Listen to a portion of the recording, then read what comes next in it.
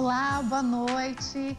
E tivemos aí um pequeno período de férias, mas você assistiu programas especiais de Natal e Ano Novo inéditos. E agora a gente volta com programas inéditos para você. Hoje conversando sobre a tríplice parábola de Jesus. A gente vai entender sobre uma sequência de parábolas que a gente encontra lá no livro de Lucas, a partir do capítulo 15. Estou recebendo aqui no nosso estúdio para esclarecer as nossas dúvidas sobre este assunto o pastor Reinaldo Bragante. Tudo bem, pastor? Tudo bem. Prazer te receber aqui de novo, viu? Prazer é nosso. Pastor, também meu amigo, uma pessoa muito querida e que com certeza vai nos ajudar a aprender mais sobre a palavra de Deus. Pastor, quando o senhor propôs esse tema e me mandou o estudo, eu achei muito interessante. A gente vai falar sobre uma sequência de parábolas. A partir do capítulo 15 de Lucas, a gente encontra parábolas sobre a ovelha perdida, sobre a dracma perdida e em seguida sobre o filho pródigo. Eu queria que o senhor explicasse para nós, essas parábolas, elas têm ligação, elas têm um intuito em comum? Na verdade, não são três parábolas. Né? É uma parábola só. É uma né? parábola só, mas é uma parábola que ela tem muitos mistérios aí, escondidos nela. E é uma parábola que Jesus utiliza para passar um ensino específico contra os líderes religiosos da época, na questão do legalismo, né? Então, essa parábola, ela tem alguns quesitos interessantes, porque ela trata de três épocas diferentes, falando do ministério, não só de Jesus, mas do ministério da igreja como um todo, né? Então, você pegar a primeira parte da parábola, ela trata do ministério de Jesus, propriamente dito, né? Que ele veio resgatar o necessitado. A segunda parte da parábola trata do ministério da igreja, que a igreja tem que ir resgatar o necessitado.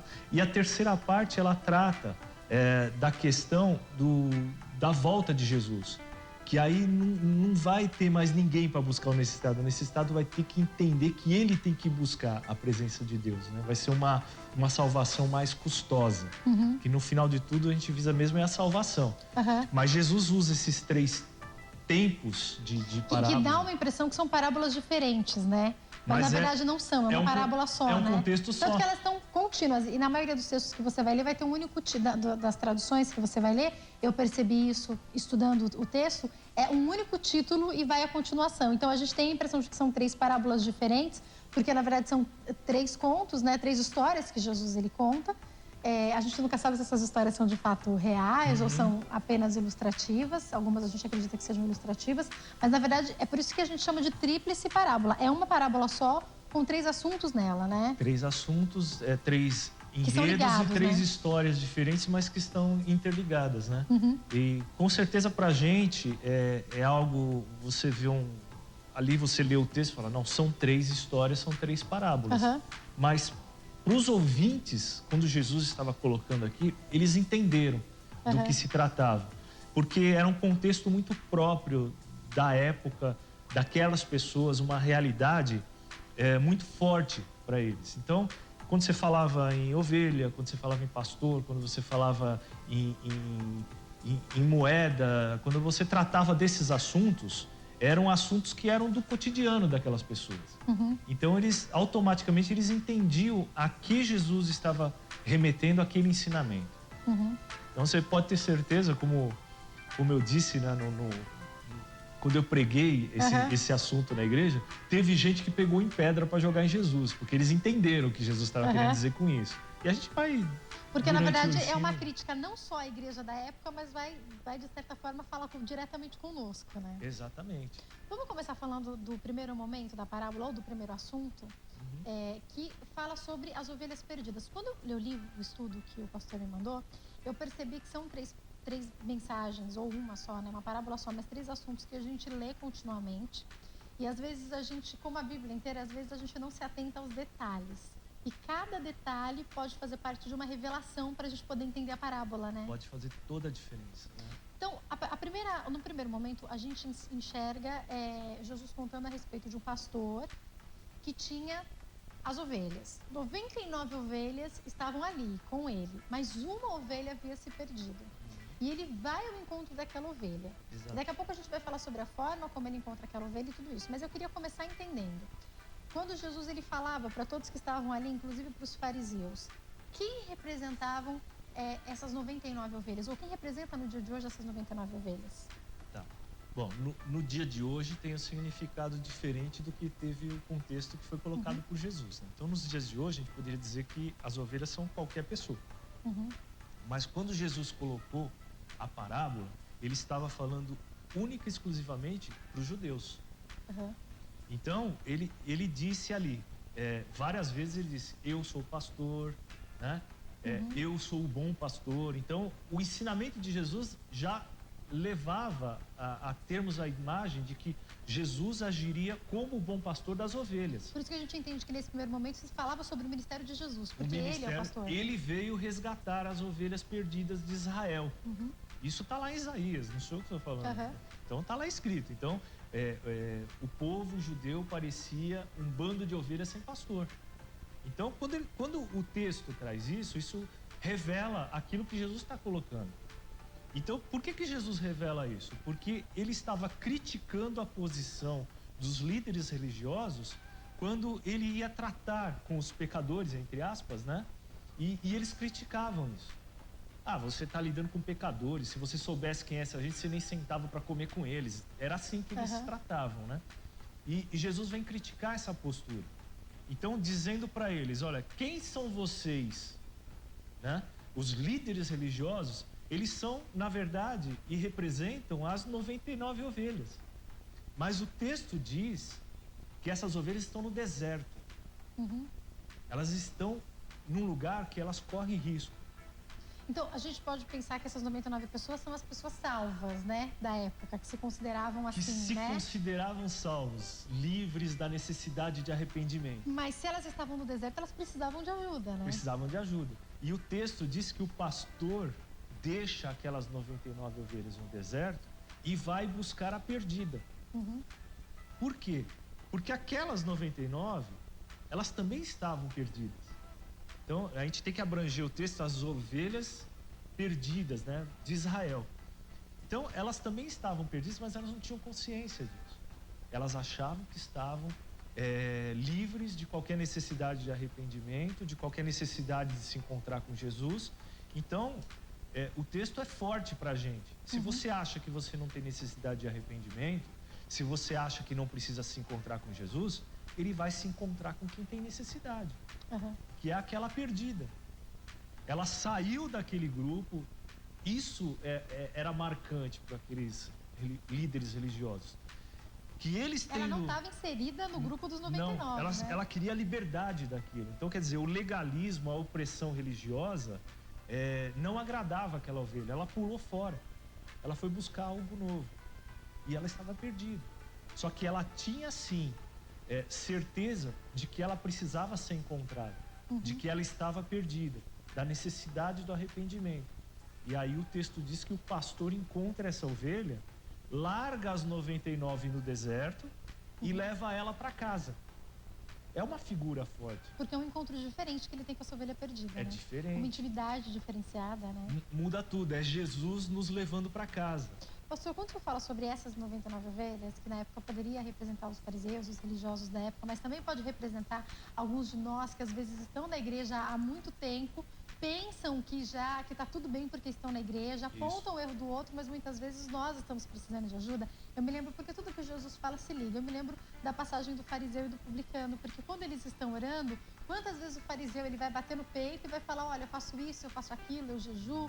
E daí Jesus olha para a oração dele, para a oração do outro, que na verdade começa a contar os seus erros e os seus pecados, e ele fala a diferença entre os dois. Então, não adianta a gente chegar na presença de Deus contando as nossas qualidades, né? Olha, Deus, eu estou entrando na tua presença porque eu sou demais. Eu vou para a igreja todo domingo, eu entrego o dízimo, eu jejuo não sei quantas vezes. Não é bem nisso, simplesmente, que o Senhor está interessado. Né? Não é nisso e assim, quando a gente fala dessas 99 ovelhas, é óbvio, o texto, ele trata de uma conjuntura daquela época, mas a palavra de Deus, ela se renova a cada dia. Então, nós podemos contextualizar o texto. Quem são essas 99 ovelhas hoje? Está cheio de gente dentro da igreja perdida, que acha que é bom porque tem um ministério, porque é um bom pregador, porque é um bom músico, porque recebeu dons importantes para mim. Então a pessoa acha, não, eu não preciso de mais nada, eu sou autossuficiente. E essa mensagem vem nos mostrar que nós precisamos exercitar o arrependimento constantemente, todos os dias.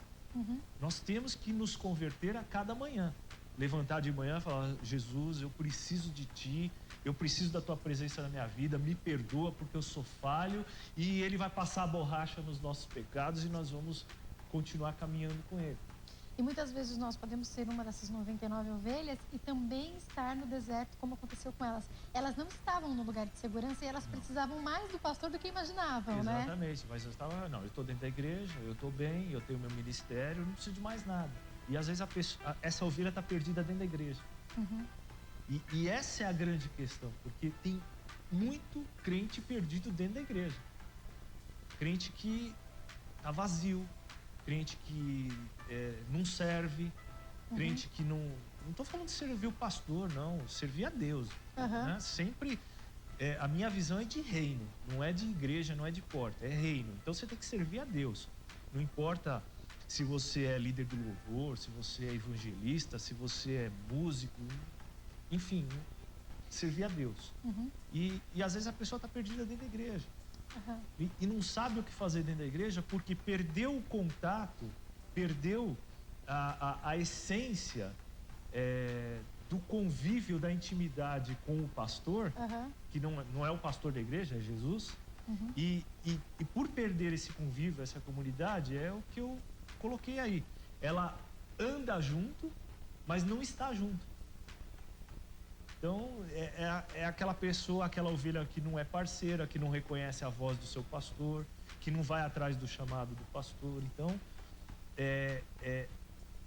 faz parte dessas 99 ovelhas perdidas. E eu acho, vou até aprofundar um pouco mais, porque eu tenho certeza que é aí também que a gente deve chegar. Eu acho que a gente pode falar um pouco a respeito das lideranças. Esse dia eu ouvi uma coisa muito importante de um pastor, e eu sei que você pensa nisso também. Eu ouvi um pastor falando, estamos aqui para servir. E eu sei que o pastor Reinaldo é exatamente assim, só que não é todo mundo que pensa nisso. Às vezes, por nós estarmos na igreja há muito tempo, todo mundo que começa no ministério não começa já pregando. Eu, por exemplo, já lavei muito banheiro, né? A gente passa por muitas coisas. E daí a pessoa, às vezes, chega numa posição que realmente ela não precisa mais, por exemplo, lavar o banheiro da igreja, porque a igreja cresceu, ela já tem quem faça isso hoje.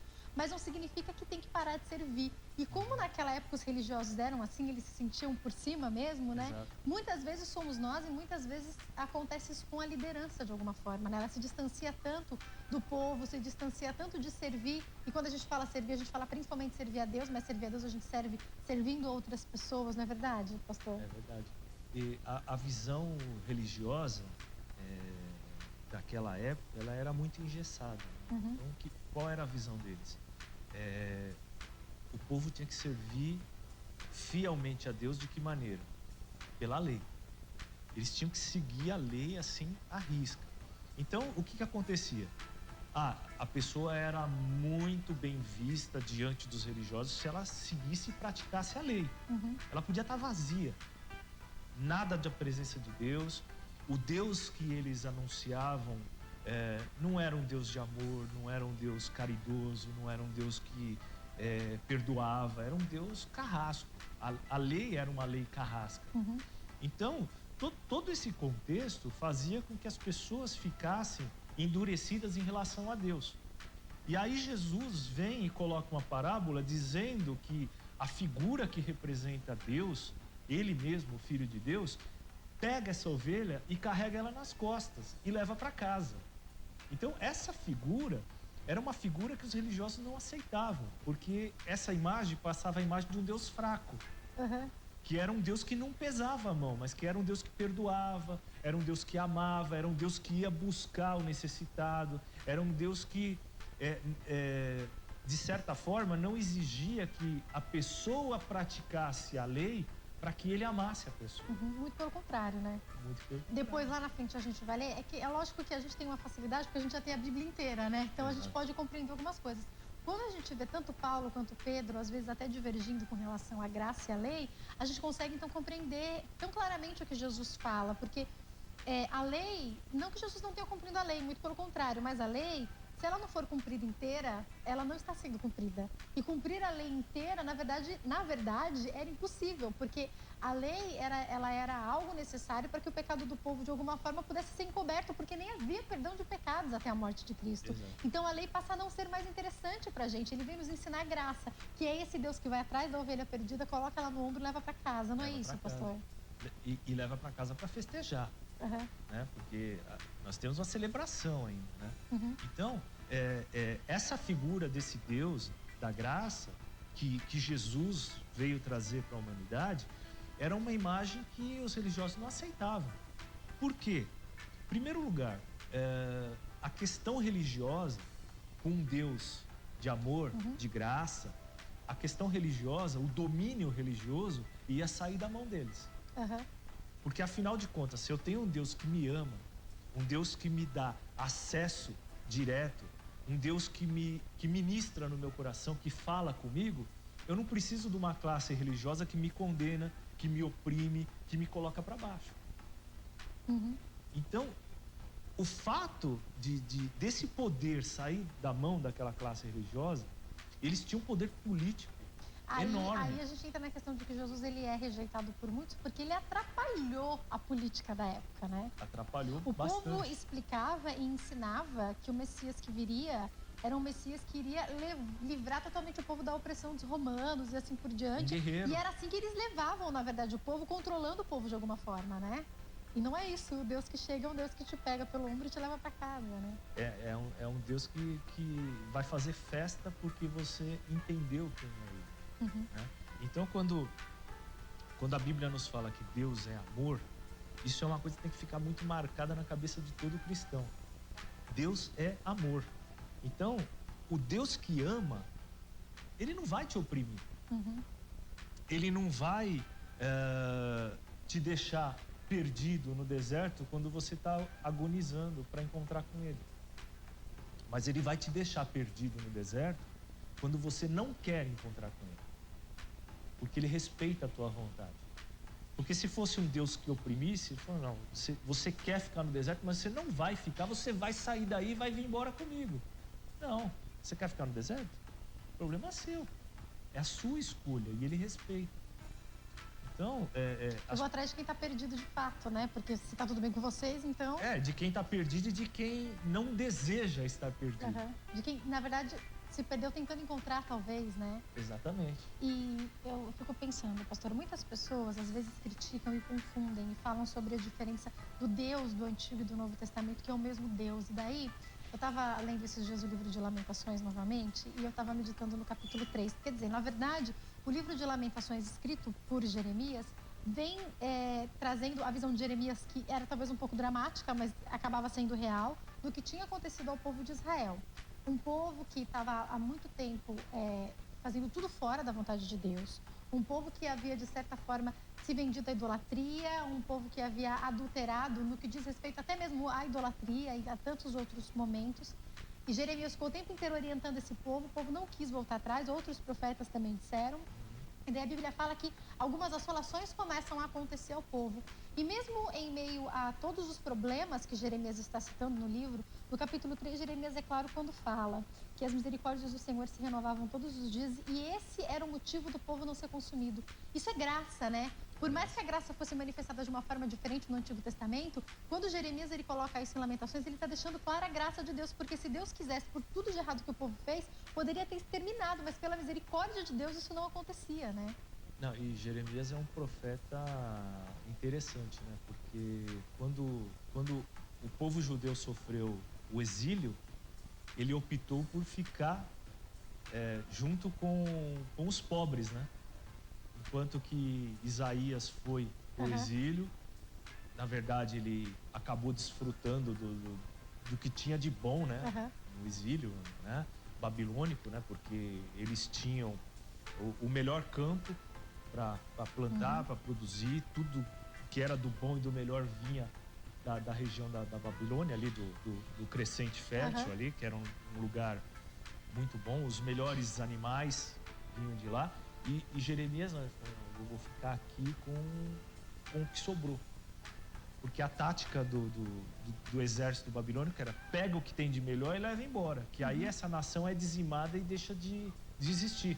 Porque os que foram levados, eles vão assimilar a cultura da Babilônia. De certa forma, eles vão acrescentar ali, né? Se casar por E aí Jeremias, por que o texto de Jeremias é tão triste, tão sofrido? Porque ele escolheu viver a assolação de quem ficou, né?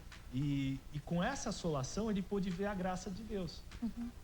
Enquanto que Isaías, ele incentivava o povo no exílio a não abandonar a lei, a não esquecer Deus, a não esquecer aquilo que Deus fez pelo povo de Israel. Que era uma luta completamente diferente, né? São dois contextos, dois lugares diferentes. Estar num lugar onde você tem tudo para agregar uma cultura, mas um lugar bom, um lugar onde você tem o que comer, um lugar, apesar de toda a opressão e do exílio, mas você tá numa condição diferente, não passava né? Fome, você não não passava fome, frio, né? Agora, estar num contexto onde você não tem que esquecer a Deus, passando por muita luta e por muita dificuldade, por isso que ele leva a fama de ser o profeta chorão, né?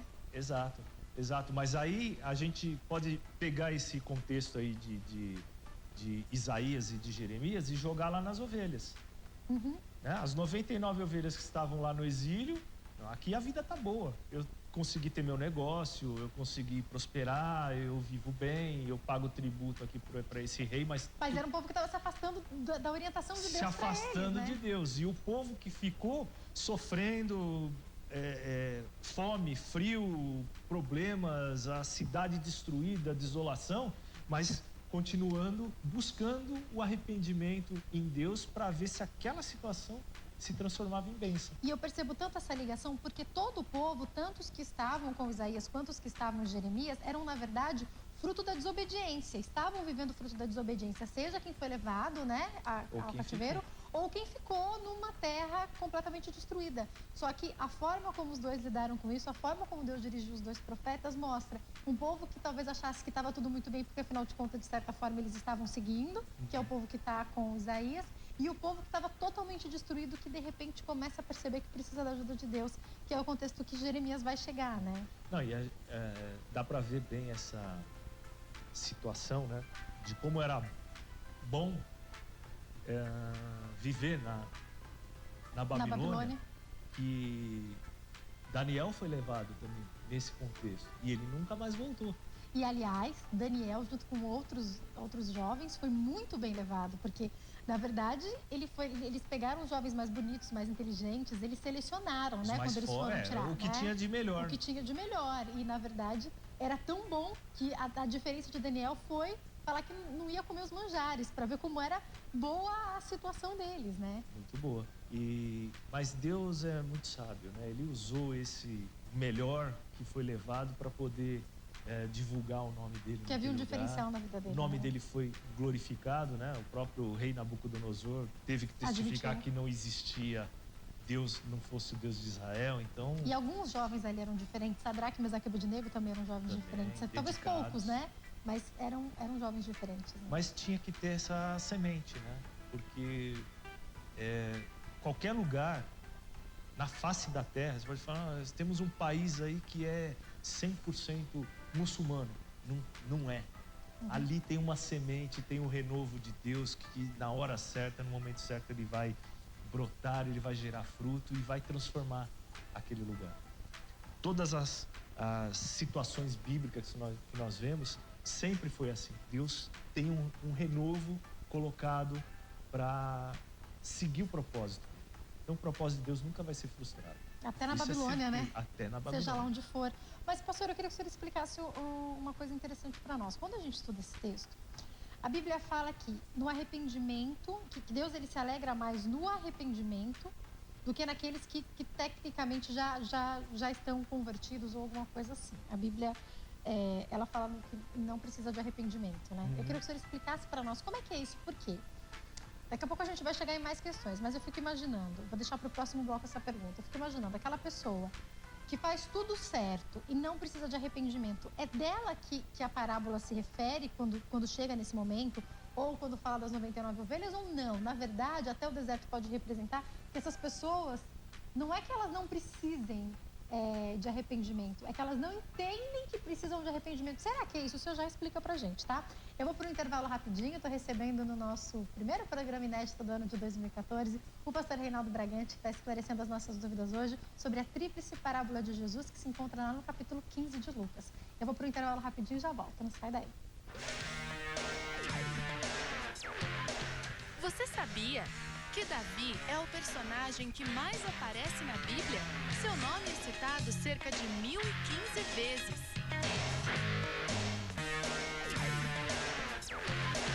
Você sabia que a questão salarial e a responsabilidade trabalhista são uma preocupação divina há tempos? Pois é, o Temas Bíblicos está de volta, hoje conversando sobre a tríplice parábola de Jesus, que começa lá no capítulo 15 de Lucas, a partir do versículo 1 e vai seguindo. Eu estou recebendo aqui no nosso estúdio o pastor Reinaldo Bragante, que está nos ajudando a entender esse tema. Pastor, a gente está finalizando a primeira parte da parábola, que fala sobre as ovelhas a ovelha perdida, na verdade as ovelhas, né, de certa forma. Depois você pode conferir lá, para quem liga a TV agora. Vai chamar a ovelha achada. A ovelha achada, na verdade, né? E vou refazer a pergunta que eu fiz no bloco anterior.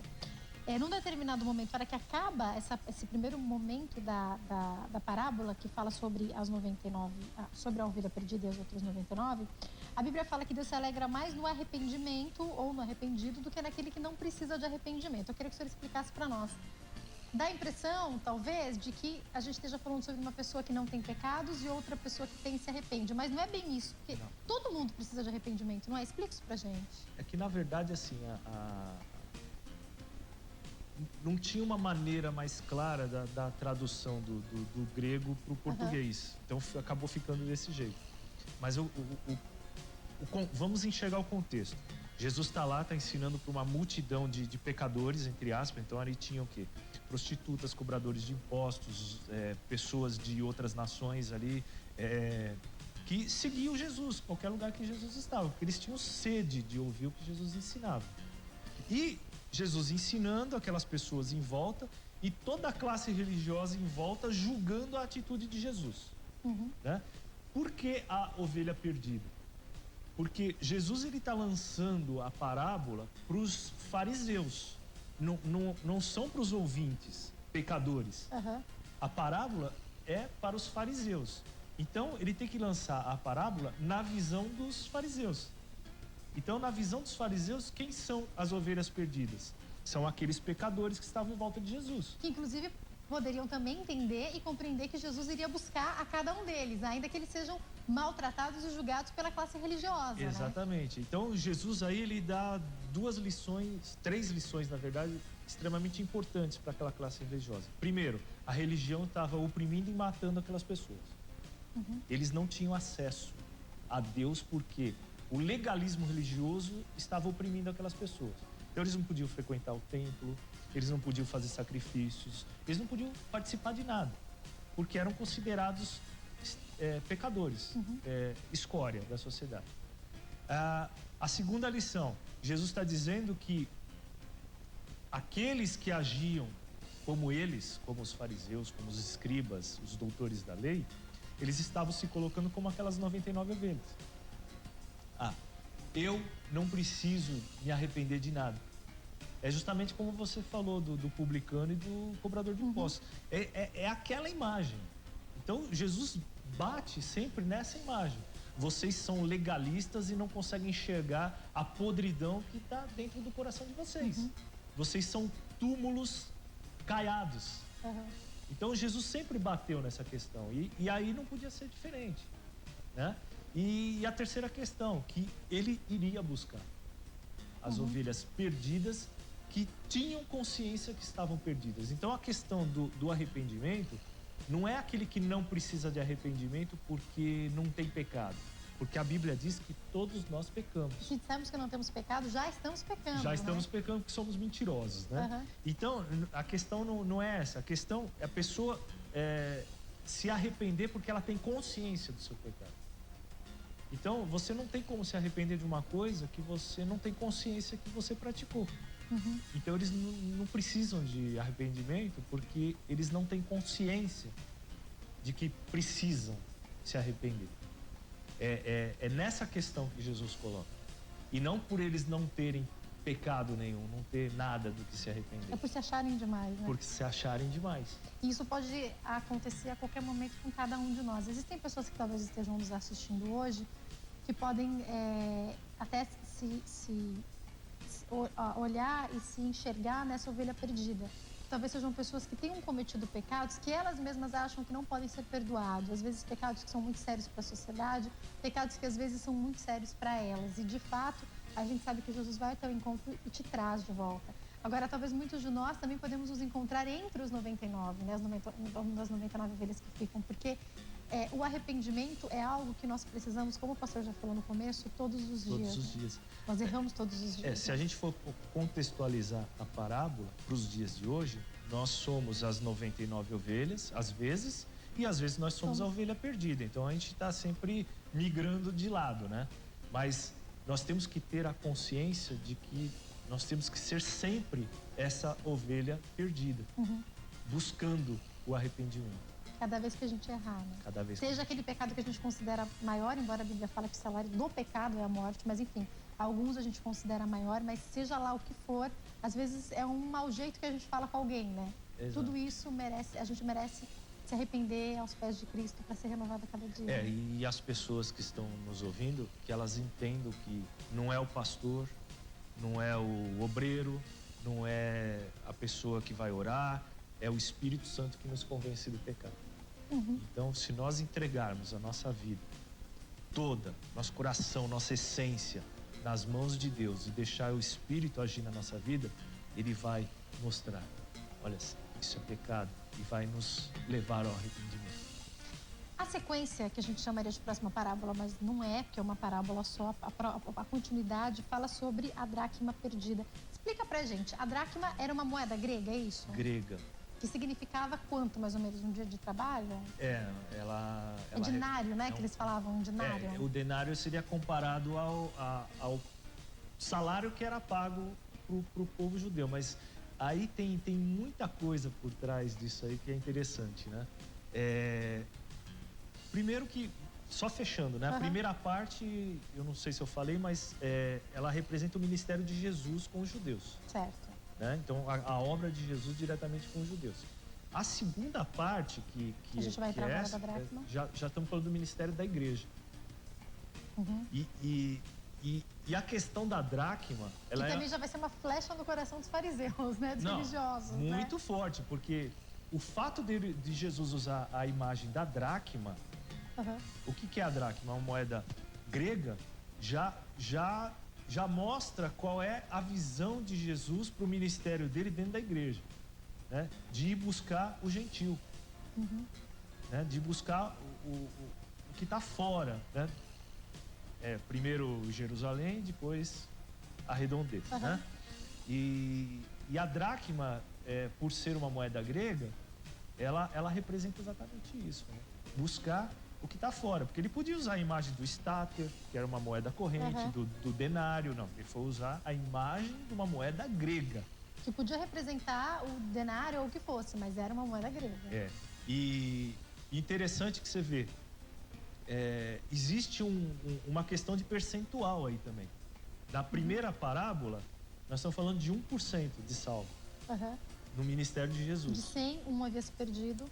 1%. Na segunda parábola, já está falando em 10%. De 10 moedas, 1 havia se perdido, né? Por que isso? Jesus também deixa na Bíblia isso claro, né? Quando ele ensina os seus discípulos, né? Depois ele diz, obras maiores do que eu vocês vão fazer.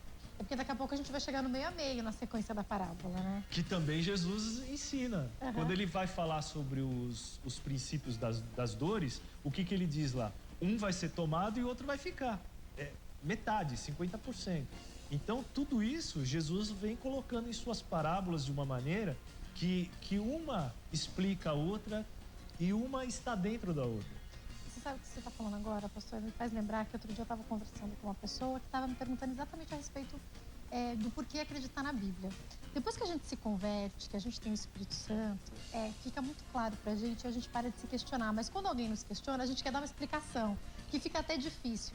Mas eu acho que uma explicação, talvez a pessoa que esteja nos assistindo esteja pensando nisso, né? Mas eu acho que uma explicação lógica é como que um homem poderia ter a sabedoria de escrever algo que se liga de uma forma que é sobrenatural, porque tem referência lá no Antigo Testamento. Agora há pouco a gente estava falando de Isaías e Jeremias, que estava apontando para essas parábolas, por exemplo, né?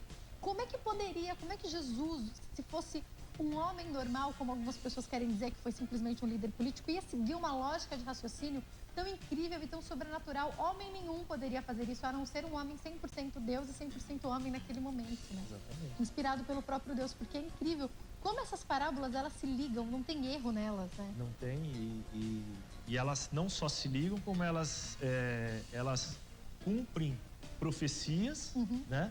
E elas geram profecias. Apontam também, né? Apontam para você vai, elas apontam coisas que estão lá no Apocalipse, que João escreveu lá em Patmos. Quer dizer, mas poxa, como é? Ele estava preso, ele não tinha acesso a todas as escrituras. Até porque não era assim, naquela época já não estava tudo pronto que nem a gente tem hoje. Eles né? foram juntando cacos, né, para formar um livro só, né?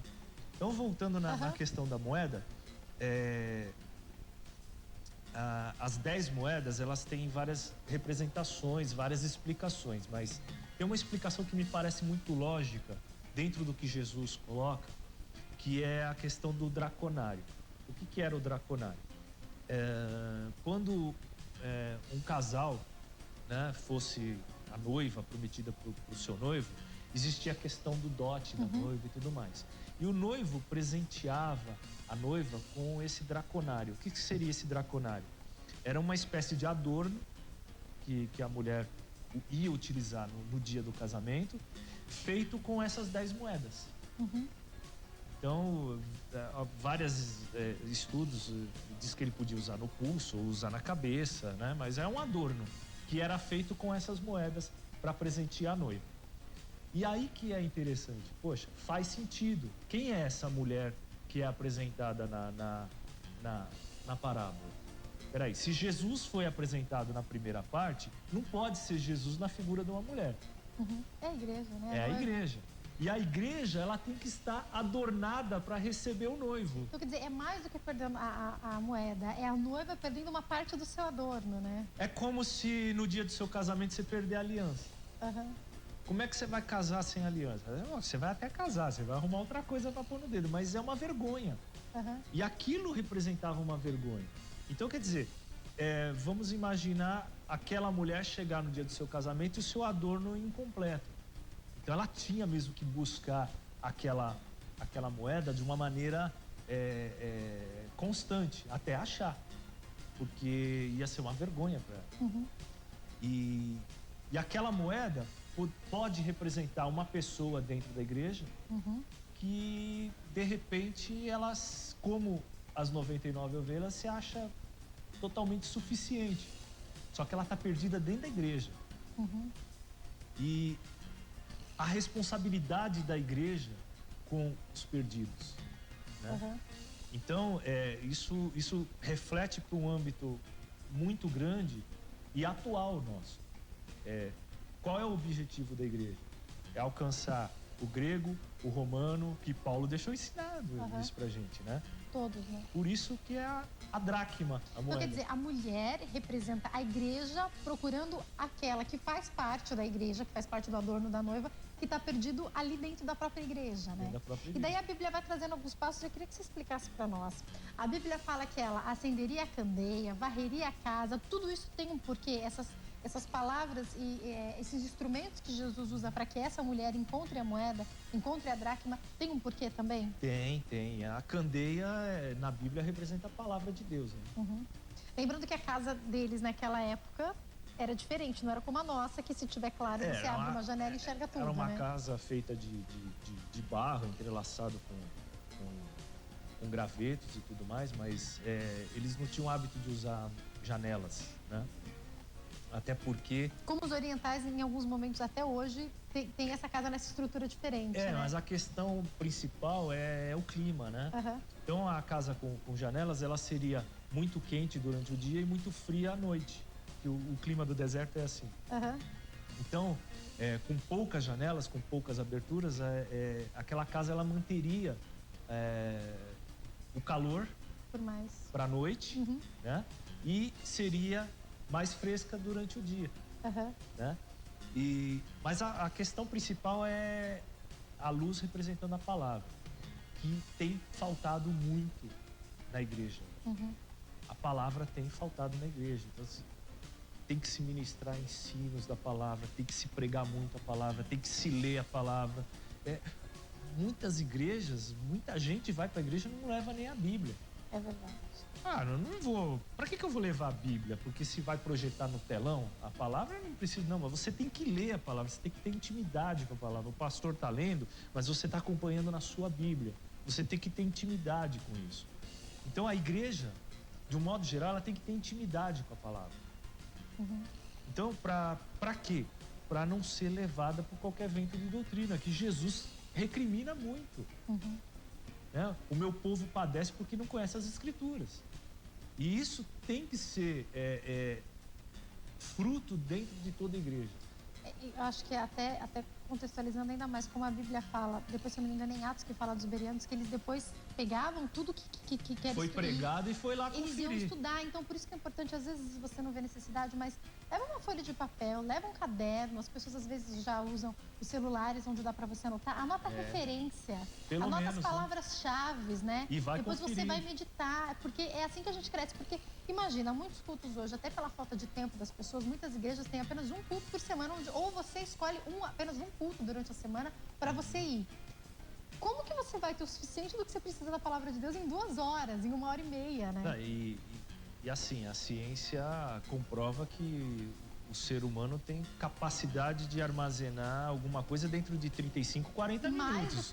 O que passou disso já se perdeu um pouco de coisa, já perdeu, né? Então, aqueles primeiros 40 minutos, a pessoa assimila bem. O resto, o que falou depois?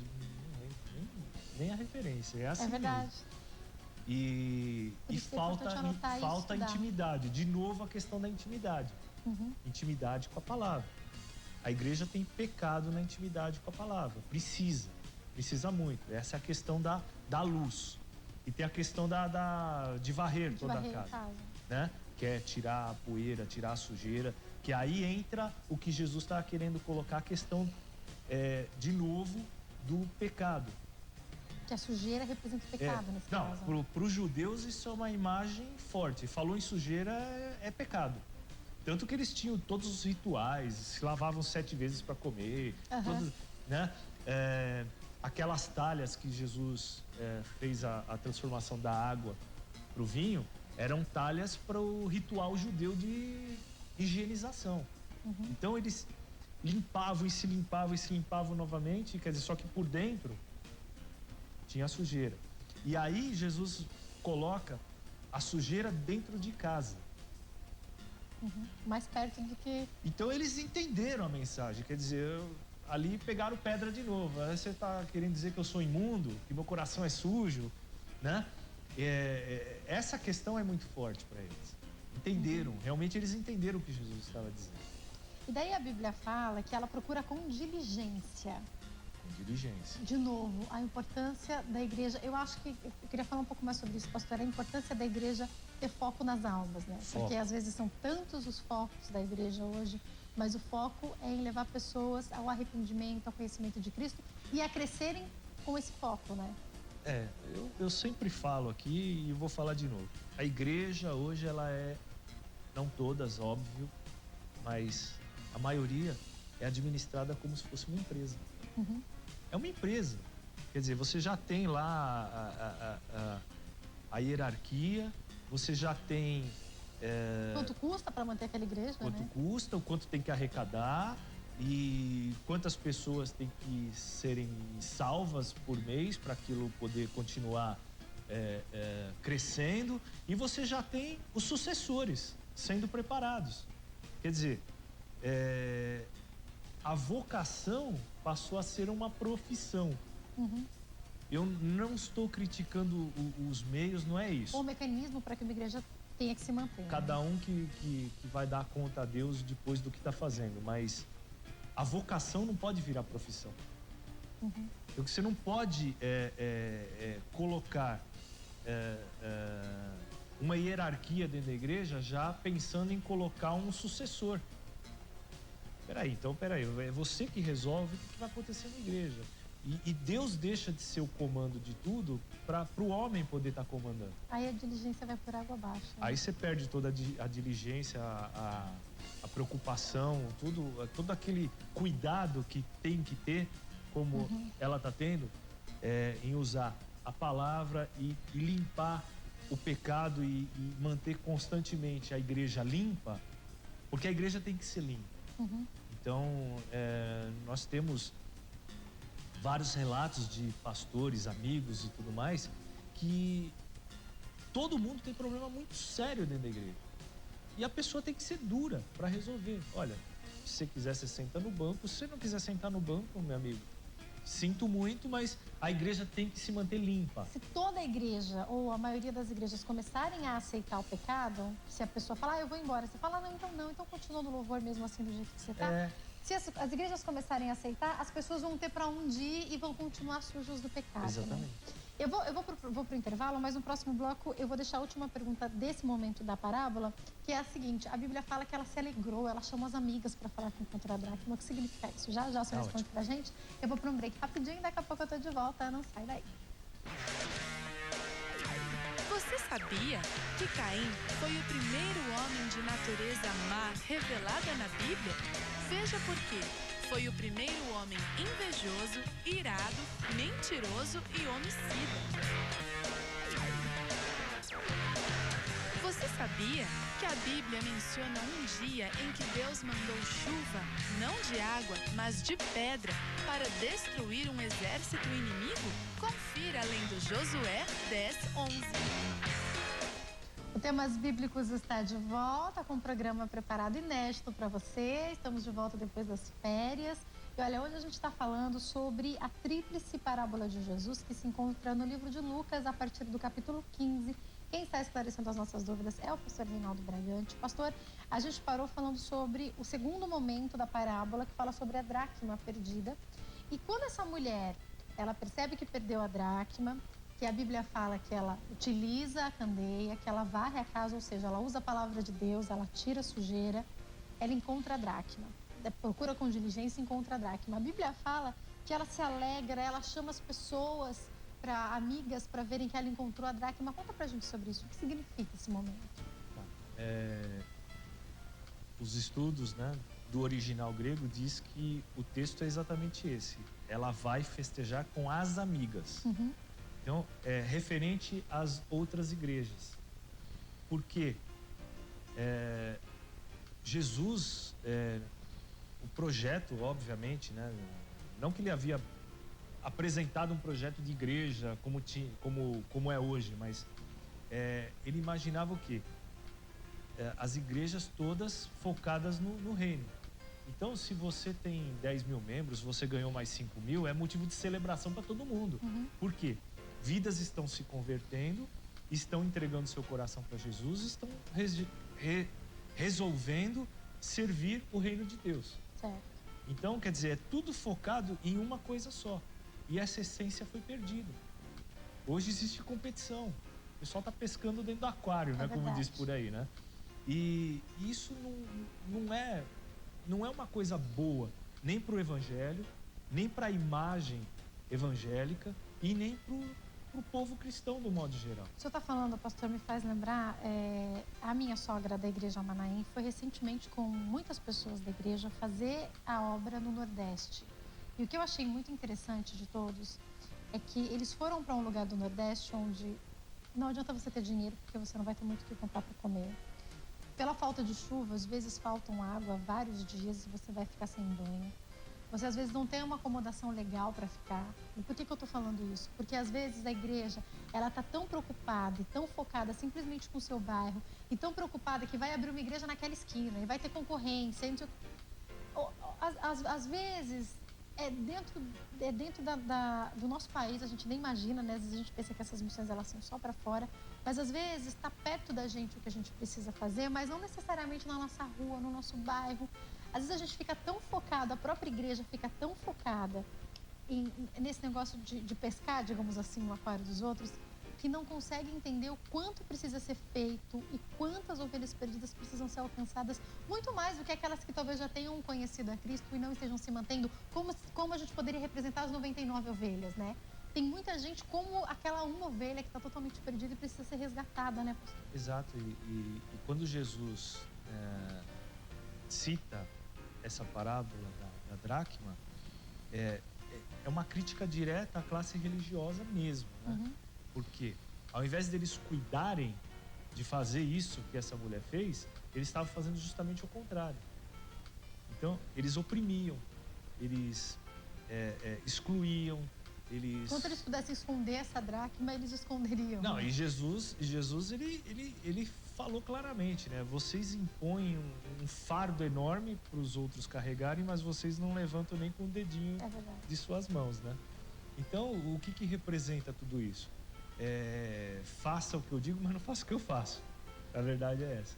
E Jesus vem criticar todo esse esquema religioso que já existia naquela época. Você falando me faz lembrar, por exemplo, nós nos conhecemos em denominações diferentes, né? Mas a gente já foi junto, eu com a esposa dele, com a Mônica, que é muito minha amiga, nós já fomos a outras igrejas participar de cultos e de reuniões, eu já fui pregar em chá de mulheres com ela, assim como eu sendo de outra denominação, sendo da Igreja da Graça por tanto tempo. Já fui pregar na igreja deles e às vezes eles vêm junto para outra igreja que eu vá visitar e a gente vibra quando a gente fica sabendo da salvação, independente de ser na minha igreja ou ser na igreja deles, porque tem um objetivo principal, né? Não faz diferença, o objetivo é o reino. Às vezes a gente troca informação, tá tendo um trabalho muito bacana na igreja deles, que o pastor Walter está fazendo com os bolivianos, né? E daí o meu marido conseguiu com um pastor de outra igreja alguns livros com instrução da Bíblia em espanhol, e daí a gente levou para eles, quer dizer, a igreja se movendo não pela placa, mas se movendo de um modo geral. Eu acho que é isso que Deus espera, né? Infelizmente, a maioria não pensa assim. Uhum. Por que eu vou gastar as minhas energias? Por que eu vou me dedicar a uma obra que não fui eu que comecei? E não pode. É justamente essa crítica aí que é clara. Você tem que se alegrar, porque o objetivo é um só. Não é a placa, é o reino. Então, não importa se tem gente que veio, assistiu esse programa, se converteu e foi frequentar uma igreja X, Y, Z, não importa. A questão principal é pregar a palavra. Uhum. Né? O último programa que foi reprisado, eu recebi um e-mail de um rapaz lá. Que inclusive foi o nosso último programa reprisado do ano, foi com o pastor Reinaldo também, foi o primeiro inédito. Foi semana passada. E o rapaz disse lá, eu estava adormecido na fé. Aquilo me marcou, porque foi, poxa, foi o programa de Neemias, que a gente está falando das características da pessoa e tudo mais, e ele se enxergou naquilo que a gente ensinou. Ele falou, eu voltei para a igreja com garra, com determinação para fazer a obra. E eu não quero saber que igreja ele está indo, e não importa, faça a obra. Uhum. A alegria de saber que uma pessoa foi abençoada de alguma forma. Foi abençoada, isso. E eu poderia nem ficar sabendo disso. É que hoje você tem e-mail, você tem internet, e eu deixo o e-mail, eu disponibilizo o estudo, então o pessoal quer o estudo para poder se aprofundar mais. E a gente acaba ficando sabendo de muitas coisas, né? Mas é uma bênção isso. Eu fico feliz porque não sou eu, é o Espírito de Deus operando. Então ele vai operar no Nordeste, ele vai operar no Sul, ele vai operar no Centro-Oeste através das câmeras. E que bom que a televisão consegue chegar a tantos lugares, né? A outra coisa que eu acho muito importante, alguns pastores falam isso, a gente está numa emissora que é da Igreja da Graça, mas aqui a gente está com um pastor que é da comunidade cristã do Tatuapé, e outros pastores vêm de outras denominações com um objetivo único, que é alcançar vidas, Alcançar vidas, só isso. E é isso que é o principal. Eu quero só fazer uma última pergunta sobre esse momento, para a gente continuar da sequência da parábola, que é a dracma, até no estudo eu percebi que o senhor falou a respeito disso, ela foi perdida, quer dizer, a dracma ela não foi roubada, a dracma ela não foi escondida, ela foi perdida. Isso também tem uma representação, né? Eu sei que a gente já passou, mas eu queria que o senhor explicasse pra gente. Uma coisa que você costuma falar em quase todos os programas, né? Quantos crentes não praticantes nós temos no Brasil hoje? Uhum. Então, quer dizer, era uma coisa que 10 anos atrás, 15 anos atrás, crente não praticante, Isso não existe. Não, mas não existe. Não existe crente não praticante, né? De fato, isso não existe. É uma imagem que inventaram lá, mas aonde essas pessoas se perderam? Dentro da igreja. Por quê? Legalismo, opressão. Tem acontecido tudo exatamente da maneira como Jesus criticava naquela época, do mesmo jeito hoje. Então você vê gente machucada com igreja, com posição de pastores, com julgamentos. Então, ainda hoje temos muitas dracmas perdidas dentro da igreja. E outra coisa, né, pastor? Outro dia eu estava até conversando com uma jovem e ela estava me perguntando sobre algumas questões dela. Ela foi questionada por alguns colegas do trabalho, ela estava me perguntando o que ela deveria responder a respeito disso. Eu estava conversando com ela e ela me contou que tem uma colega no trabalho dela que é desviada, vou colocar entre aspas essa palavra. Para mim ela é entre aspas, mas a menina, ela começa a pontuar alguns problemas que ela teve e por isso ela não serviria mais a Deus. O que eu achei curioso é que a gente tem que tomar muito cuidado, porque algumas pessoas acabam aprendendo, tendo a visão de um Deus que realmente é muito difícil de servir. É como se fosse a lei inteira aplicada nos dias de hoje. A questão não é que a gente nunca vai errar, muito pelo contrário. A questão é que a gente vai tentar nunca errar, mas a gente vai errar o tempo inteiro. E se a gente não descobrir a graça, fica de fato muito pesado servir a Deus. É como se a gente vivesse totalmente na época da lei e na opressão e na dificuldade que os fariseus imputavam ao povo, lembrando que esses fariseus também não seguiam a lei 100%. Era muito mais aparência do que outra coisa, não é, pastor? Muita aparência, mas eles viviam de aparência, né? Só de aparência. Então, o que acontece? O crente não praticante, ele cansou, a grande maioria, né? Muita gente realmente não entendeu nada da graça. Mas só se convenceu por um tempo, mas não se converteu. Mas tem gente que também não estava servindo a Deus. Ele estava servindo o pastor da igreja. E ele acabou, em algum momento nessa caminhada, se frustrando com atitudes desse pastor, ou dessa pastora, enfim, ou da família do pastor. Mas, gente, são seres humanos que não são perfeitos.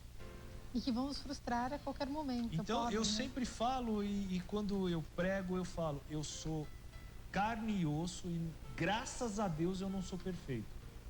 Porque senão eu seria Jesus Cristo. Só Jesus Cristo foi perfeito. Eu não sou perfeito, eu erro, eu falho, só que eu quero ter sempre a humildade de chegar diante da minha igreja e falar, eu errei, eu peço perdão para vocês. Porque se faltar isso no líder, ele já não serve para ser líder. A pior coisa que tem no líder é ele não reconhecer o erro. E ele chegar lá e falar, não, eu não errei, eu fui injustiçado, eu não errei, armaram contra mim. E é normal a gente ver isso. E se justifica de todas as formas. Menos da forma que tem que se justificar. Não, eu errei, eu peço perdão, primeiro para Deus. Senhor, me perdoa, porque eu sei que, como nós vamos falar na terceira parábola, ele está lá de braços abertos para me receber, quando eu me arrepender. Vamos entrar então nela? Vamos a ela. Vamos lá, pastor. A Bíblia fala, a gente vai falar agora sobre o filho pródigo, que a gente muitas vezes entende que é uma parábola diferente, mas também faz parte dessa tríplice parábola, porque ela é uma continuação. E daí a Bíblia vai contar sobre uma história, e a gente fala muito sobre o próprio filho pródigo, mas a história que Jesus conta começa falando de dois filhos. De um homem que tinha 2 filhos. Eu fico imaginando, pastor, se no dia de hoje, na nossa cultura ocidental, alguém disser para um pai que quer herança antes desse pai morrer, isso já é um insulto. Para o contexto da época, então, devia ser ainda pior Jesus começar contando uma história dessa, né? Muito pior. Quer dizer, olha o que Jesus está falando. Vocês, a classe religiosa que representa Deus, mataram Deus antes da hora. É isso que Jesus está falando. E pedir a herança, né? Porque que Jesus queria dizer para eles? Olha, vocês estão se considerando tão puros, tão limpos do pecado, que vocês já estão querendo herdar o céu antes da hora. Né? A visão é bem essa. E eles entenderam isso. E Jesus coloca de uma maneira que ofende. Ofende não a pessoa, mas ofende a moral que eles tinham em relação a lei e as pessoas. Quer dizer, pedir para você chegar para o seu pai naquela época e falar: pai, filho mais novo ainda, hein? Uhum. Me dá minha parte da herança que eu vou cuidar da minha vida. Uhum. Entram duas questões aí. Primeiro, que esse filho mais moço, que não era o primogênito, não era o primogênito, ele não tinha direito disso. Segundo, fazendo isso, ele estava considerando o pai como morto. Uhum. O senhor morreu para mim, acabou, não dependo mais de você para nada, agora eu vou tocar minha vida. O recado era esse.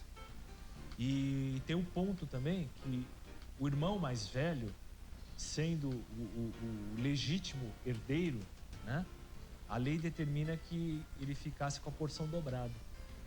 Então a porção do filho mais moço seria menor da herança, né? Mas ele tinha o direito de se manifestar contra. Falando: não, você não pode fazer isso, e intermediar esse assunto entre o pai e o filho. E aí, novamente, nós vemos que falta intimidade. De novo, falta intimidade. Só que agora, do pai, dos filhos, na verdade, com o pai. Não só mais novo, mas mais velho também, né? E o que representa isso? Os judeus dividiam a sociedade em duas, naquela época. Uhum. O que era? Os escolhidos, que eram os judeus, e o resto, os gentios, que estão representados ali, naqueles dois filhos. Uhum. O mais velho representa a nação judaica e o mais moço, os gentios, que cansou da opressão religiosa. Mesmo os convertidos ao judaísmo, que eram os prosélitos, eles não eram tratados a nível de igualdade com o judeu de origem, né? Eles eram discriminados. Então, representa esse povo que cansou da opressão religiosa, cansou de servir um Deus que não podia ter intimidade, um Deus que não podia entender qual era a vontade dele, o que ele queria, porque tinha sempre um sacerdote ali intermediando aquilo. Representa todas as condutas religiosas que oprimiam realmente aquelas vidas. E ele vai procurar um caminho diferente, igual a nossa ovelha lá no começo. Uhum. Mesma coisa. Ele vai para um outro lugar. Ele vai para um outro lugar. Só que dessa vez ele requisitou a sua herança. Uhum. Né? E tem muito crente hoje fazendo isso dentro da igreja. Né? Me dá o que é meu, restitui o que é meu, me abençoa, faz isso para mim. Quando que está colocando Deus como se Deus não tivesse vontade própria, como se ele tivesse morto. Uhum. É a mesma situação. Sabe que eu estava lendo sobre o povo de Israel em um determinado momento no Antigo Testamento? Eu não vou lembrar a referência exata para falar para vocês agora. Depois eu falo durante a semana. Mas a Bíblia fala que Deus ele fala para o povo: não façam isso porque eu não estarei com vocês. E o povo vai e o povo faz. Eu fico chocado como muitas vezes nós fazemos isso, né? A própria igreja faz isso. A gente chega diante de Deus e a gente fala que a gente quer, a gente quer, a gente quer. E às vezes não é a vontade de Deus, às vezes Deus não quer te dar aquele carro, às vezes Deus não quer te dar aquele emprego, às vezes não é o momento, não é aquilo, não vai ser bom, não vai ser bênção, não é esse o casamento que Deus tem preparado para você, mas você quer que você quer que você quer, e parece que a gente coloca Deus contra a parede para que Ele faça a nossa vontade, mesmo que Ele deixe claro que essa não é a vontade dEle para as nossas vidas. A gente está fazendo isso o tempo inteiro, requerendo uma herança que nem é nossa por direito, né? Exatamente. É exatamente essa visão. E Ele vai embora com tudo, e gasta tudo. Gasta tudo. A Bíblia diz que ele gasta dissolutamente, que quer dizer que gastou assim sem medir esforços. Provavelmente em pouquíssimo tempo, toda a herança foi embora. Provavelmente. Né? A Bíblia o texto não diz em quanto tempo, né? Mas a gente não sabe o tamanho dessa herança, mas o fato é que ele gastou tudo. E a Bíblia fala que ele chega a um ponto, eu fico imaginando a respeito disso, ele chega a um ponto em que ele olha e começa a trabalhar em determinado lugar e ele olha para a ração dos porcos e ele tinha vontade de comer pelo menos aquela ração. Aí ele lembra que aqueles que trabalhavam com o pai dele tinham coisas melhores para comer. Né? Exato. Aí a gente volta de novo na questão religiosa, né? ele chega a um ponto, como eu falei já, o judeu se lavava muito antes de comer. Só que ele chega a um ponto que ele está convivendo com os porcos, que era um animal imundo para o judeu. O judeu nem punha a mão no porco. E sem contar que os porcos eram criados pelos gentios para atender a demanda de consumo dos romanos. Quer dizer, os judeus tinham ódio mortal de porcos. Eles não estavam nem do lado nem do outro, eles não chegavam perto. Não, representava o quê? Representava toda a opressão dos romanos sobre eles e representava toda a imundícia dos gentios sobre um judeu que ia trabalhar para o gentio. Isso era uma coisa... Quer dizer, o camarada chegou no fundo do poço, não tinha mais onde ele se afundar. E aí ele olhar, dentro daquela imundícia toda que ele já estava, a comida do porco para querer comer, quer dizer, seria algo, a imundície da imundícia, né? Porque se o porco já era imundo, a comida dele mais ainda, né? E aí ele pensa, os servos do meu pai têm o do bom e do melhor para comer. Então você vê como já a imagem que o judeu tinha de Deus, ela volta. De um Deus que coloca a pessoa em servidão. É essa a imagem, ela volta para a cabeça do judeu. E Jesus coloca essa imagem de propósito, porque ele quer mostrar que aquilo que o judeu pensava de Deus não era uma realidade. Começa a mostrar para esse jovem, no caso, que ele estava enganado, né? Que o que era melhor estar com o pai dele, né? Ainda que fosse servindo, por exemplo. Como escravo, né? E ele vai voltar achando que vai ser um escravo, né? Voltando na certeza de que vai ser escravo. E daí eu quero deixar essas questões para o próximo bloco. A questão o jovem que resolve voltar significa que ele se arrependeu de tudo que ele fez. Arrependimento. Significa que ele vai voltar e ele não se importa com a condição, ele quer uma condição no mínimo de escravo. Só que quando ele chega, ele é totalmente surpreendido, e não só ele. A Bíblia fala, esse irmão dele provavelmente estava trabalhando, pelo que a gente consegue entender. E o irmão dele vai chegando num dia que não devia ser um dia de festa. E lá de longe, assim como o pai avista o filho de longe, esse filho voltando do trabalho, lá de longe começa a avistar que tem alguma coisa acontecendo. Ele deve ter visto a fumaça do churrasco que estava sendo preparado. Ele alguma coisa reparou, música, sei lá. Ele reparou que tinha alguma festa acontecendo. Alguma coisa acontecendo, ele vai perguntar o que é que está acontecendo. Ele vai ouvir. Seu irmão que estava perdido voltou. Seu pai está super feliz, está fazendo uma festa para ele. E aí eu fico imaginando esse filho perguntando, oi? Meu irmão foi embora, gastou tudo e eu fiquei aqui fazendo tudo certinho, não sobrou nada para mim. Muitas vezes nós somos como esse segundo filho também, que na verdade era o primeiro filho desse homem, né? Na maioria das vezes. Já você vai explicar isso pra gente, pastor. Eu vou pro intervalo rapidinho e daqui a pouco eu tô de volta, não sai daí. Você sabia que Davi é o personagem que mais aparece na Bíblia? Seu nome é citado cerca de 1015 vezes.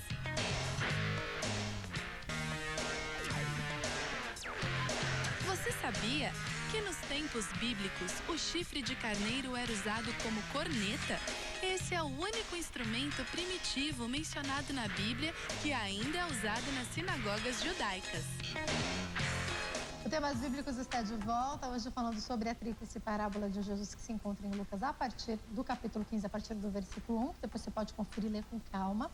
A gente já falou sobre a ovelha perdida, já falou sobre a dracma perdida, ou seja, a gente já falou sobre o ministério de Jesus, sobre o papel da igreja, e eu estou recebendo o pastor Reinaldo Bragante aqui, que está esclarecendo todas as nossas dúvidas sobre esse tema. Agora a gente fala sobre o filho pródigo, que representa... Depois eu vou falar que representa o milênio, onde esse milênio vai ser usado para os judeus se converterem a Cristo. E aí é a diferença, né? Num primeiro momento, o pastor ele foi buscar a ovelha, agora a ovelha vai ter que voltar, né? A ovelha vai ter que voltar. Que é o que acontece com esse jovem. Ele se arrependeu, é isso, pastor? A gente pode entender que vai ser necessário esse arrependimento para voltar. É necessário o arrependimento. Com certeza esse arrependimento tem que bater no coração. Só que, como a Bíblia nos ensina um pouco, né, sobre esse período, não vai ter mais o Espírito Santo para convencer o homem do pecado, e eles vão ter que se convencer através do sofrimento e da dor. Né? A igreja já não vai mais estar nesse Não vai ter momento, igreja. Né? Então, E sem Bíblia, né? Provavelmente, pelo que a gente entende, né? É bem o que representa o que aconteceu com esse rapaz, né? Ele vai ter que cair em si por conta própria. Entre né? os porcos, passando fome, na sujeira, na imundície, e vai ter que cair a ficha.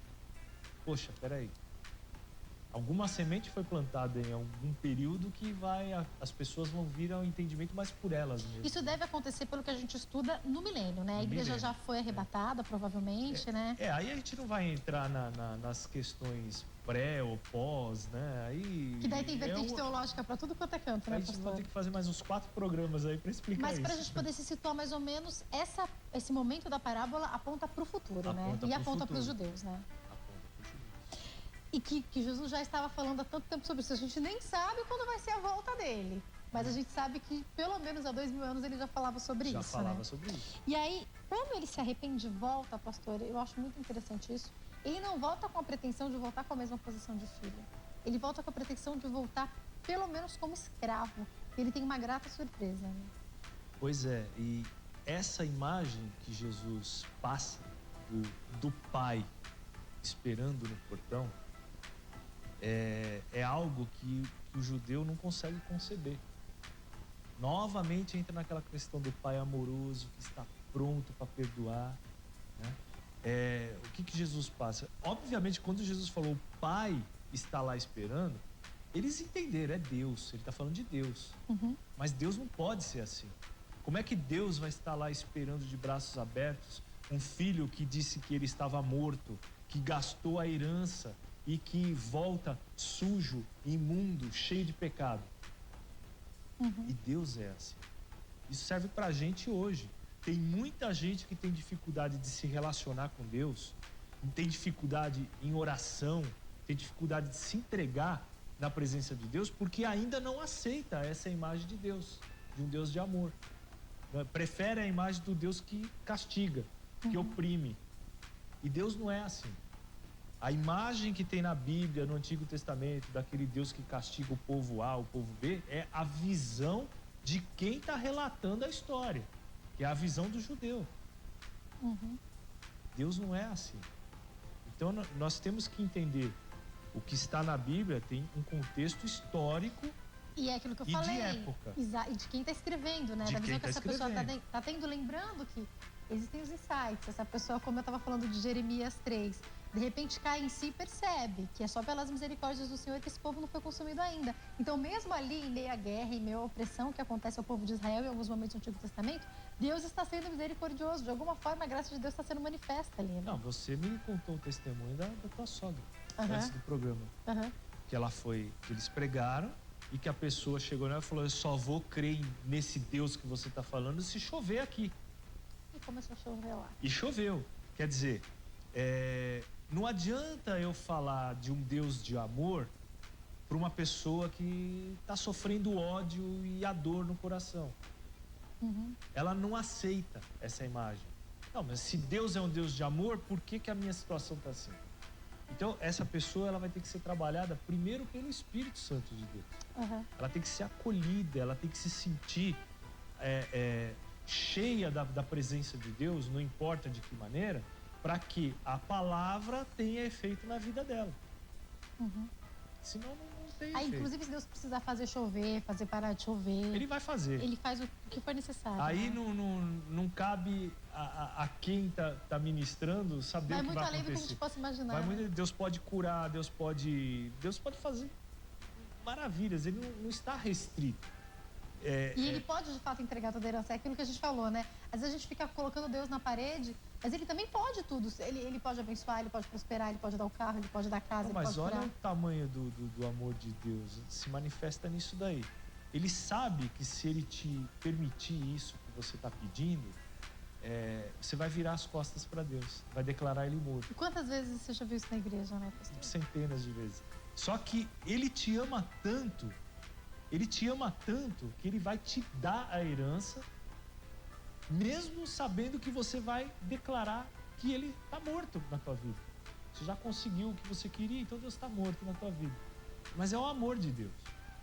Então, esse rapaz, quando ele encontra o pai, o texto diz que o pai não espera nem ele dar explicação. Já abraça, chora e leva para dentro de casa. É isso que Deus faz.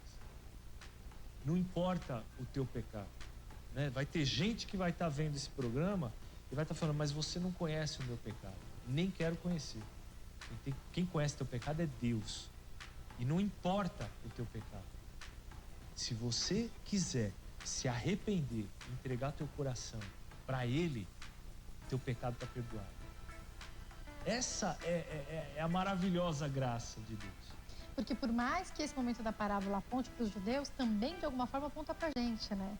Porque muitas vezes nós somos tanto o filho que fica, como muitas vezes nós somos o filho que vai embora, né? A gente oscila, né? A ovelha perdida e as 99. Nós somos humanos. Nós somos inconstantes. Cada hora, cada momento da nossa vida, do nosso ser, até no dia. De manhã você está de bom humor, já depois do almoço, teu humor já não está tão bom assim. Não que as mulheres sejam mais que os homens, né? Não, um pouquinho mais, né? Mas sim, 6 vezes por dia. 1 milhão de vezes. Agora, pastor, quando essa festa acontece, eu até comentei um pouquinho sobre isso no Antigo Testamento, a Bíblia fala que esse irmão, imagina, né, ilustrando, né, na minha mente, que esse irmão, ele tá voltando, ele repara que tá acontecendo uma festa, alguma coisa, ele pergunta o que tá acontecendo, descobre que o irmão voltou e que o pai tá fazendo festa, daí ele se questiona, poxa, pai, ele questiona o pai, né, fiquei aqui contigo o tempo inteiro, ele faz tudo isso, volta, o senhor faz uma festa para ele, e daí o pai responde, mas você esteve aqui comigo o tempo inteiro, tudo que tinha aqui é seu, né? É seu. Aí Jesus coloca novamente a questão do legalismo. O seguidor da lei se achando justo porque está seguindo a lei. E impondo a questão do legalismo sobre aquela festa que o pai estava celebrando para o outro filho. Porque ele diz lá no texto, você nunca me deu um cabrito para eu celebrar com os meus amigos. Né? Então o que acontece? A celebração dele é com o grupo dele, com aqueles que seguem a mesma doutrina, a mesma ideia, o mesmo pensamento. Isso é legalismo. Achar que só aquele grupo está fechado com Deus. Né? E quantas pessoas nós vemos assim? É verdade. E, gente, Deus é muito mais do que um grupinho fechado. Eu tinha um professor de teologia que ele sempre dizia, no céu nós vamos encontrar até crentes. Por incrível que pareça. E é verdade, porque o crente, ele acaba virando uma pessoa legalista. E a gente tem que deixar essa imagem legalista de lado, porque o legalismo anula a graça. Ele oprime as pessoas, ele tira a graça das pessoas. A graça de Deus. E faz com que as pessoas sigam rituais. Religiosidade, né? É religiosidade, é legalismo. E isso Jesus, ele tem... em todas essas parábolas criticado. O legalismo não leva a nada. Então, se você não é movido pelo amor, pela graça, é movido pela obrigação, é legalismo. E isso não é aceito por Deus, não é um sacrifício suave diante do trono da graça. Como o pastor Rinaldo falou, que infelizmente em alguns momentos a gente até entende do que as igrejas precisam se manter, precisam pagar conta de água, de luz. Algumas igrejas têm funcionários para fazer faxina, essas coisas, a gente compreende tudo isso. Mas aonde eu quero chegar nesse momento é na questão de que a igreja não pode virar, principalmente quando a gente fala a respeito do culto, uma coisa automática, porque isso significa que é uma coisa bem errada. Então não pode virar algo onde tenha uma ordem que tem que ser seguida e, poxa, hoje sou eu que prego, poxa, hoje, vou lá, e daí já pega aquela palavra pronta no estudo que Deus tem para falar, e muitas vezes o pastor já está tanto tempo na igreja que ele já conhece a Bíblia de cor e salteado, e daí ele escolhe qualquer passagem. Não é assim, vai muito além disso, não é mesmo, pastor? Eu tenho um cuidado muito grande, principalmente quando eu vou pregar. Existem textos chaves. Que você pega o texto, você lê e fala, bom, aqui já está feita a pregação. Só que eu tenho cuidado de fazer o quê? Eu pego meus comentários, eu vou ver o que aquele texto, qual a essência, o que está dentro. Então, quando você está estudando aquele texto, contexto histórico, bíblico e tudo mais, Deus vai falando com você. E talvez aquela mensagem que você já tinha preparada na sua cabeça, automaticamente, Deus acrescenta De repente você nem usa aquele texto, né? Não, é essa mensagem mesmo. Era para ser uma coisa totalmente diferente. Falei, deixa eu estudar um pouquinho sobre isso aqui. Aí eu fui, peguei os comentários, comecei a estudar. Falei, nossa, isso aqui tem muita coisa. Aí eu fui na internet, pesquisei muita coisa. Aí vai crescendo o conteúdo. Você fala, gente, isso aqui dá um caminhão de coisas para falar. Totalmente diferente de tudo aquilo que você ouviu na tua vida. Essa é a diferença. Por isso que a Bíblia fala, né? A letra, ela é importante, mas se ela não tiver o Espírito, ela simplesmente mata, né? Então você vai ler, você vai estudar e daí o Espírito Santo vai te encher e vai te dando a direção, né? É verdade. A gente tem que caminhar para encerrar. A Bíblia fala que o filho então explica, o pai então explica para esse filho que era tudo dele, né, pastor? Isso é o fato que talvez tenha agredido mais o ouvido daqueles judeus que estavam ouvindo essa parábola. Porque quando Jesus fala, tudo que eu tenho é teu, ele está incluindo o filho mais novo. Uhum. Que é justamente aqueles que os judeus deveriam estar cuidando, convertendo e levando para a presença de Deus. Ou seja, você devia estar tão alegre quanto eu por seu irmão ter voltado. Né? Mas não, o que ele preferiu fazer? Ele preferiu julgar. Em nenhum momento o texto diz que o filho mais novo gastou a fortuna do pai com prostituição. E o filho mais velho é a primeira coisa que ele fala. Esse teu filho gastou a tua fortuna, a parte dele na herança, com meretrizes. Então, a religiosidade leva a isso, ao julgamento. E o julgamento anula a graça. Eu tenho que encerrar, eu queria que o senhor deixasse esse último comentário pra gente. É exatamente, acho que o fechamento da questão é exatamente esse, né? Jesus, ele cumpriu a lei, só que a Bíblia fala e a gente pode observar o tempo inteiro que ele não julga, ele não ataca, ele não fala de um Deus carrasco, não. Ele fala de graça, ele perdoa, ele acolhe. Eu queria que o senhor finalizasse, por favor, falando sobre isso. Jesus, ele veio mostrar que a lei praticada sem amor, ela é nociva. Ela só serve para acusar o pecado e para que o ser humano tenha certeza que nunca vai conseguir se livrar dele. Uhum. Então, quando foi despejada a graça sobre a lei, a coisa muda, porque existem pontos da lei que o amor acaba fazendo com que aquilo não seja praticado. Então, você nunca vai desejar para o próximo aquilo que você não quer que ele faça para você. Uhum. Você vai sempre desejar o bem, porque você quer que o bem seja praticado para você. Então isso gera um ciclo virtuoso. E a lei servia para isso. Ela tinha que gerar um círculo virtuoso para que todas as pessoas que vivessem debaixo da lei pudessem viver em harmonia. E essa harmonia levar à presença de Deus. O que na verdade não estava acontecendo. O que não acontecia. Então as pessoas preferiam julgar umas às outras. Para quê? Para levar a pessoa ao apedrejamento, para levar a pessoa à expulsão, para levar a pessoa à condenação, do que praticar a lei de uma forma graciosa aos olhos de Deus. E Jesus foi se deparando com todas essas situações e foi se saindo bem de todas elas, né? Foi saindo muito bem, porque ele veio realmente para isso, para demonstrar que nós, seres humanos, nós precisamos uns dos outros, precisamos praticar a lei uns com os outros, mas com amor.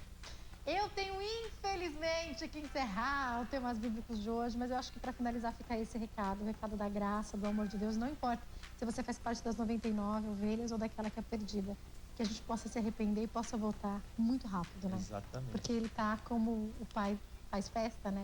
Ele tá de braços abertos esperando a nossa volta. Eu tenho que encerrar já. Quem quiser entrar em contato, pastor, como pode fazer? Eu sei que o senhor tem um estudo, eu já li, o estudo tá maravilhoso. Pode mandar um e-mail. Manda um e-mail para mim, eu mando o estudo para todo mundo que pedir, eu encaminho, pode ficar tranquilo. O estudo é muito maior do que o que a gente conversou aqui, tem muito mais coisas, né? Mas não posso dizer que é um estudo completo, mas dentro do que a gente conversou aqui, o estudo está abrangendo muita coisa. E você pega o estudo, lê o texto, vai confrontar com o texto. E Deus vai falar ainda mais. Deus vai falar com o teu coração. E-mail? reinante@ig.com.br. Tá passando direitinho como se escreve? Outro dia eu fui lá na igreja e tinha um visitante que assistiu o nosso programa, né? Ele foi lá visitar. Quem quiser visitar a igreja, com o endereço? Rua Bento Manuel 36, fica no Tatuapé, no final da Rua Tuiuti, atrás da Praça Ituzaingó. Pertinho do metrô. Pertinho. Obrigada, viu, pastor? Mais uma vez, um beijo grande para você, para Mônica, para o Matheus, para o Bruno. Beijo para toda a sua família, viu? Para toda a produção do programa aqui também, para todos que estão nos assistindo. Muito obrigada, um beijo para todos da comunidade cristã do Tatuapé. Infelizmente, o Temas Bíblicos chegou ao fim. Eu te espero que semana que vem tenha uma boa noite. Até amanhã no nosso programa, às 14 horas. Um beijo para você. Tchau.